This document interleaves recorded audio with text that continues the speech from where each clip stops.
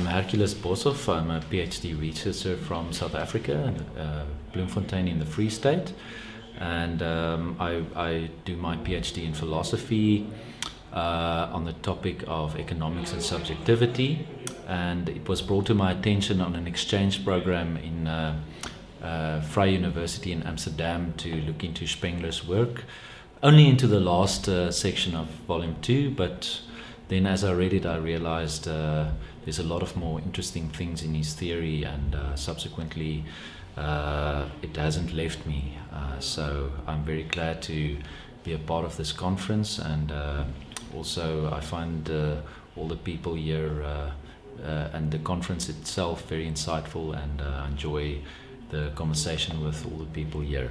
So thank you for having me.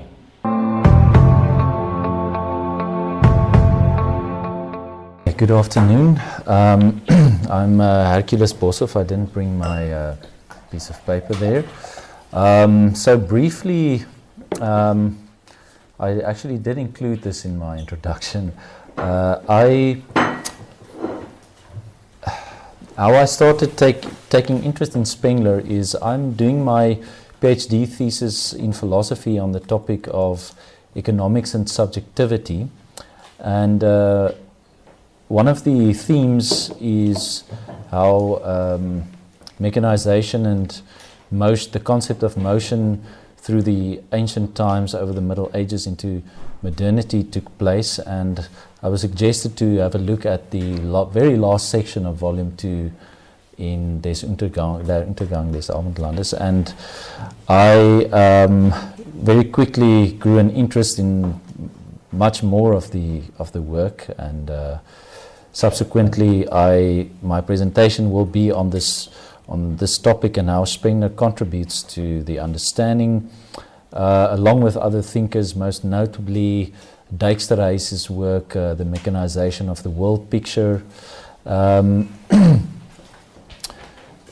and also not only historical but also the effects and the problems arising from it, and a couple of suggestions how to move forward. So firstly, I would like to mention the name of Aristotle. The importance of Aristotle's thinking of motion cannot be underestimated. Heidegger, in his lecture on Aristotle's physics, remarks that this work is the ground text of Western philosophy. His emphasis on motion and the strong influence this had on Western thought can be summarized by the dictum ignoratur motu ignoratur natura. Excuse my Latin. Who knows not motion knows not nature. For Aristotle, motion is something primary, as the classicist G.E.R. Lloyd explains, quote, motion or change itself cannot have had a beginning or have come to be on the grounds that coming to be itself would imply a previous process of change. Motion has no beginning. There are two separate spheres of motion, according to Aristotle, enforced and natural. Enforced motion have, as Lloyd explains further, quote, a dynamis, that is, a possibility, capacity, or potentiality, and energeia, realization, actuality, or action. The latter concept is related to that of entellegeia, the achieved realization in the sense of having reached the goal. Natural movement, on the other hand, consists of the movements of the four sublunary elements that are rectilinear. Air and fire move upwards, and water and ground move downwards. However, the complexity of movement shows that there is a principle outside these motions, a prime mover that drives the interaction of motions. Aristotle explains, since motion must always exist and must not cease, there must be necessarily something, neither one or many, that first initiates motion, and this first mover must be unmoved.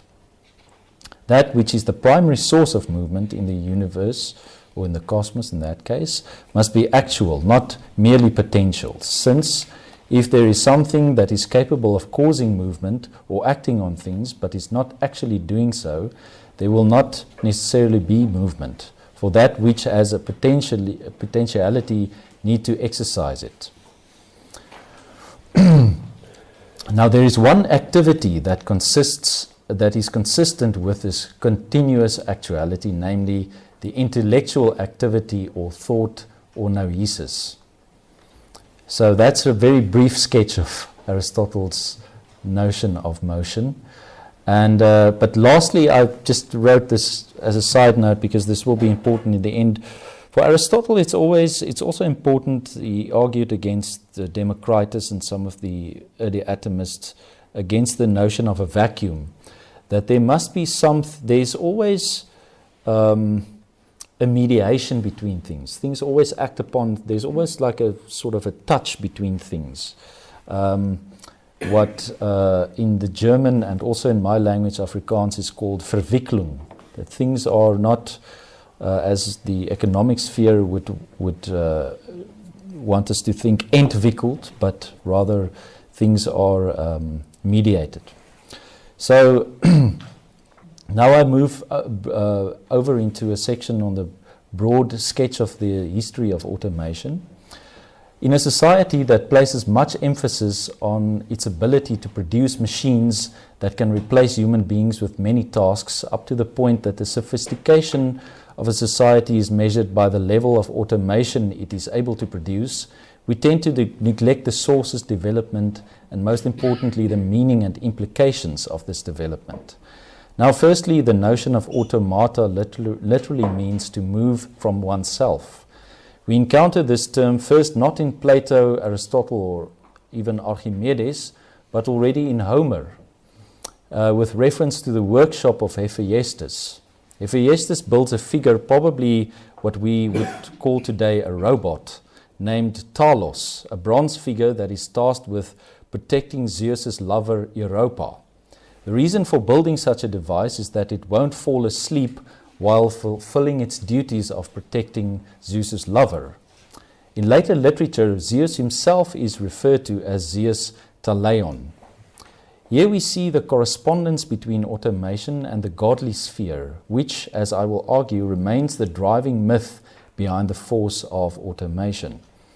Apart from these myths, we are all familiar with the fact that the Greeks made many experiments with devices. Worth mentioning is the Antikythera device, examples of which are currently on display in the National Archaeological Museum in Athens. This is a device that uses gears to predict the movements of planets. The input, however, or as we would say today in Spengler's terms, force, had to be exerted from outside into the device. So you had to turn a lever for all the gears to point where the planets would be in terms of each other. Other devices known from the sources from an author called Hieron include one about a statue of a goddess pouring wine into a cup and opening temple doors. Now these devices both work on a certain weight that's placed and then the effect is produced.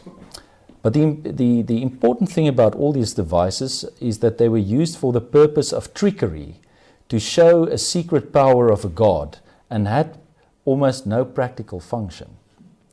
It is clear then that for the Greeks the automatic device is intended to be applicable to the realm of the gods, and it has almost no significance in the realm of human functionality. Automation as the highest form of movement belongs to the gods. However, as was the case with the Antikythera device, it is also clear that a notion of the understanding of the cosmos as a mechanism lies in its infancy. The next significant device brings us to the 13th century with the invention of the clockwork. Now, we must remember a lot of the work obviously got lost and only rediscovered in the early Middle Ages. So what is perhaps remarkable about the device, the next device that I'm going to discuss, the clockwork, is the setting and the place where it was set up, namely in the medieval cathedral. As we know, Spengler places great emphasis on the cathedral, drawing its origin back to the Magian soul that reaches out into the infinite and seeks to overcome gravity. This seeming overcoming of gravity is accomplished by what Otto Georg von Simpson described as Gothic verticalism, which aims at reversing the movement of gravity. This reversal implies moving upwards by being pulled up. However, this upward movement on a physical level, initiated by human action, would take the next 1,000 years to accomplish. By the flying machines, obviously. Unlike the Greek myth of Icarus that aims to describe how reaching into the realm of the gods is a sign of hubris, several techniques of sanctification already predating the cathedral but reserved only to monks introduces practices with which one can reach out beyond the immediate into the transcendent.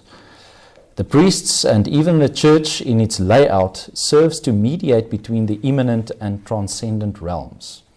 More specifically, the Gothic appropriates the notion of mediation by focusing on light as that which penetrates the building and creates the idea of an energy that is exerted from outside, from an energy that still transcends the immediate sphere.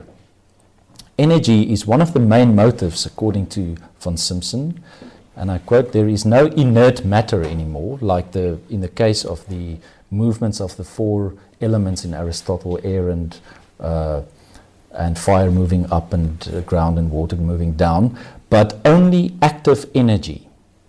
Here we see already in the cathedral the power of an unknown force that plays in singular force that plays into the parts that are no longer necessarily determined by their inherent movements. And I quote, "Gravity," I quote now from Dijksterhuis in his mechanization of the world picture, "Gravity first had to be considered not as an intrinsic principle of motion, but as an external action exerted upon the body. What changed gradually in terms of the development of the directedness of the Faustian man is that it shifted the focus to the immediate, through the eternal, rather than the eternal through the immediate. This means that the phenomenal reality was not used as a basis for determining our experience, but had to be filtered and processed through an eternally coherent method. Reducing the forces into a single principle opened the space for something like penance to reach out into the transcendent by economic means. Significantly, however, these practices became more internalized over time, as Jacques Le Goff explains. In place of the penitentials of the early Middle Ages, which were guides to extroverted pastoral action based on schedules of sanctions, they introduced confessors' manuals, introverted apostolic instruments oriented toward the discovery of internal dispositions to sin and redemption, dispositions rooted in the concrete social and professional situations. End quote. This allows for the person to become, as he says once again, a master of his time and of the rest of his existence. This was accomplished by this device of the clockwork. The clockwork attached to the cathedral initially intended to serve a liturgical purpose. But importantly, as Le Goff notes, it was funded by merchants and business people who negotiated the structure of the liturgy to align it with their schedules. I quote here from Le Goff again, "The communal clock was an instrument of economic, social, and political domination wielded by the merchants who ran the commune." End quote. Mumford notes in his important work on techniques and civilization that time started to be controlled by the merchants. That is, the economic sphere. Through the economic sphere, the structure of time still remained the same as it was during the Middle Ages, and determined by what Heidegger calls eternal time, in a famous 1924 lecture known today as The Concept of Time. The example Heidegger uses is the notion of 3 o'clock. So from the level of our understanding, it's a repetitive instance. The claim it is now 3 o'clock implies that tomorrow it will be exactly the same, although this notion is imposed onto reality by the mind and by abstractions, and more specifically by quantification. So the full quantification of time will lead up to the later full quantification of reality.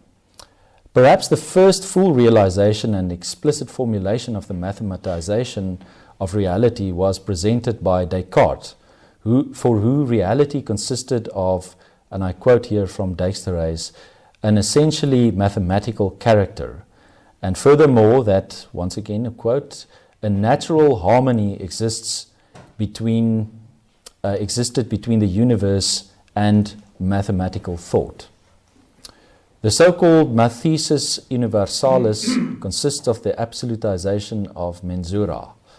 Knowledge is now attainable through the precise following of non-contradictory methods, in Spengler's words, discovery, and not restricted to revelation and tradition. So the next section will be on this development into the political sphere. It was not only Descartes that held a mechanistic view of reality, but one of his fiercest opponents, Thomas Hobbes. Thomas Hobbes believed that reality could be understood mechanistically and started to apply the mechanistic model onto society. The mechanization of society was to be accomplished by an artificial being, the Leviathan, derived from the biblical figure of the devil.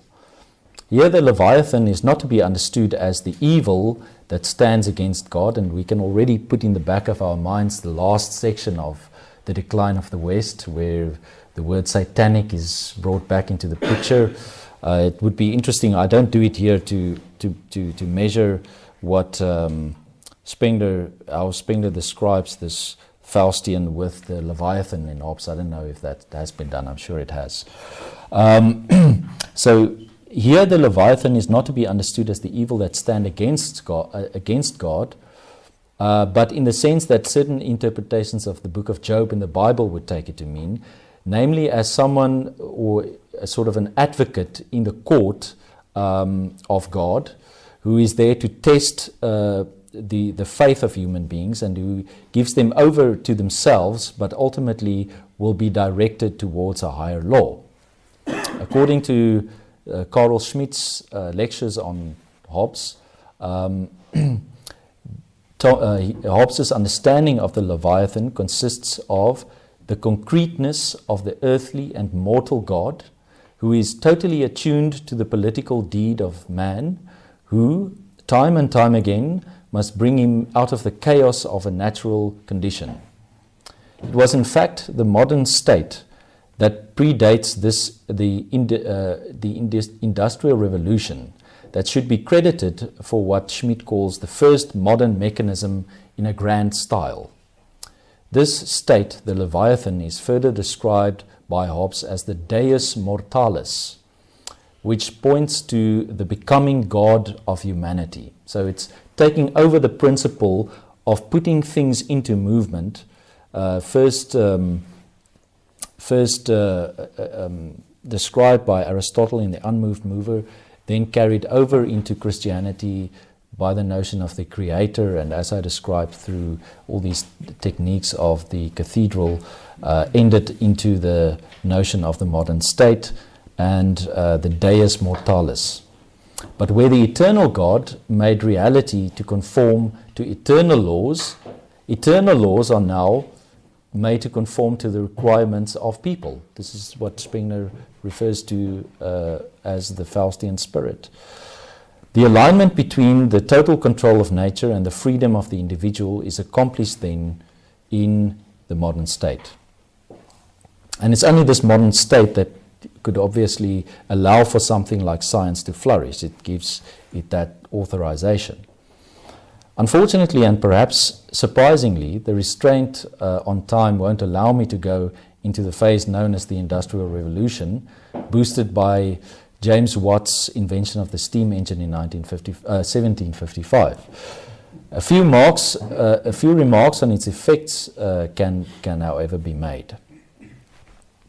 So the invention of the steam engine is not to be understood as an invention that stands alone in its inception, as a lot of scientific inventions are understood, but falls in a line with larger societal forces, as Gilbert Simondon in his work on the mode of existence of technical object notes. And I quote, automatism and that use of it in the form of industrial organization, which we call automation, has an economic or social rather than technical significance. Spengler, and this is, I'm going towards the end, I still have a bit of time. So Spengler,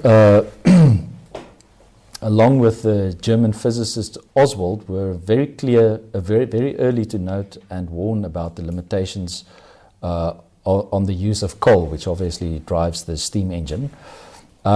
Spengler's description is, of course, the more metaphorical of the two, but not less noteworthy. Coal as dead material relates back to the way in which our society deals with the dead as energy, but used for our purposes. Taking cue from Spengler's description of the forces at work, not primarily being constructive but rather destructive, we should also consider with more seriousness the apocalyptic element in his description of the situation as being satanic. This unveils something of the spirit of what I call the post-man. So science is beginning to reflect upon itself, as De Pere in his work The Mark of the Sacred points out, in an apocalyptic manner. Now, what I also mean here by the post-man is that this spirit of the end times, made fashionable by discourses that start with the prefix post or d, an inherent realization of the problems caused by whatever it pretends to bring or close to an end, or bring to a close or an end.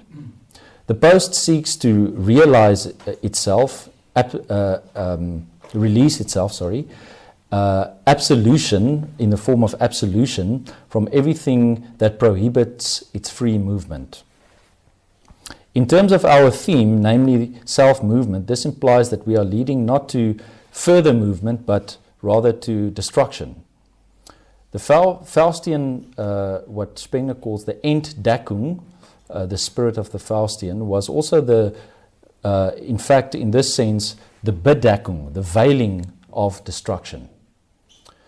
What would it take to set about a different form of movement? So as a last few remarks, I will just once again speak about the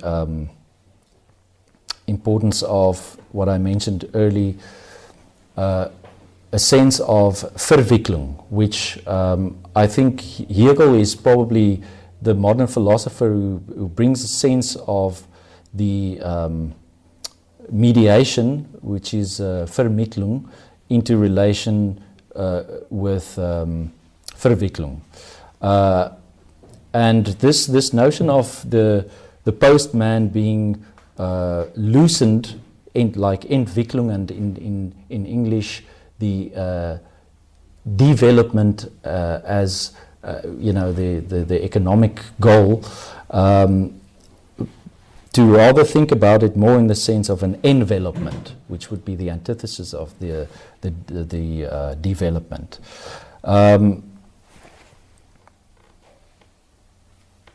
So as a closing remark, I see I've spoken very fast.